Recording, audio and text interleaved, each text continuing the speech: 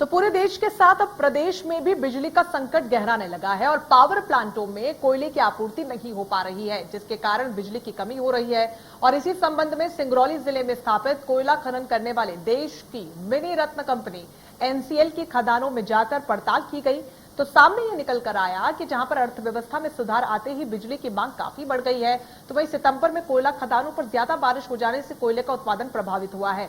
इसके अलावा विदेशों से आने वाले कोयले की कीमतों में भी बढ़ोतरी होना, मानसून की शुरुआत से पहले कोयले का स्टॉक न करना बड़ी वजह है। कोयले की आपूर्ति बाधित होने के संबंध में जब हमने एनसीएल के अधिकारियों और जनसंपर्क अधिकारियों से बातचीत की तो कैमरे पर वो कुछ बोलने से कतराते हुए नजर आए और कहा कि इस विषय में कोल इंडिया लिमिटेड सरकार के साथ मिलकर सार्थक हल करने के प्रयास में लगी है।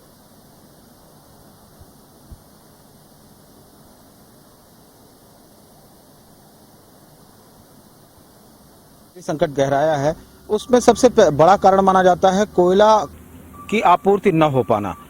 हम आज खड़े हैं सिंगरौली की एक एनसीएल खदान है।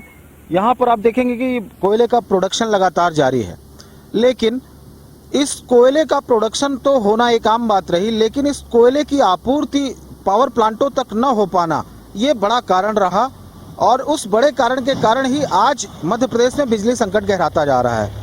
एनसीएल की कई खदानें यहाँ कार्यरत हैं जिनके द्वारा कोयले का खनन किया जाता है और उस कोयले को पावर प्लांटों को भेजा जाता है, लेकिन अब एनसीएल की अनदेखी ही मानेंगे इसको कि उन्होंने प्री मानसून के दौरान प्री मानसून की कोई तैयारियां नहीं की। कोरोना काल के समय इन खदानों में पानी के निकासी, ड्रेनेज आदि की व्यवस्था नहीं की गई थी, जिसके कारण उनका उत्पादन भी प्रभावित रहा। दूसरी ओर अगर हम ये देखें कि इन कोयला खदानों में से निकलने वाले कोयले के ऊपर जो आधारित कंपनियां हैं वो 60 से 70% संयंत्र ऐसे हैं जो कोयले से आधारित हैं और उन कोयले आधारित संयंत्रों से ही बिजली का उत्पादन होता है। तो इसके पीछे सबसे बड़ा कारण आता है कि कोयले की आपूर्ति न हो पाना, मानसून को देखते हुए कोयला खनन कंपनियों द्वारा रख रखाव और ड्रेनेज की व्यवस्थाएं न कर पाना। सिंगरौली से इंडिया न्यूज के लिए आशीष तिवारी।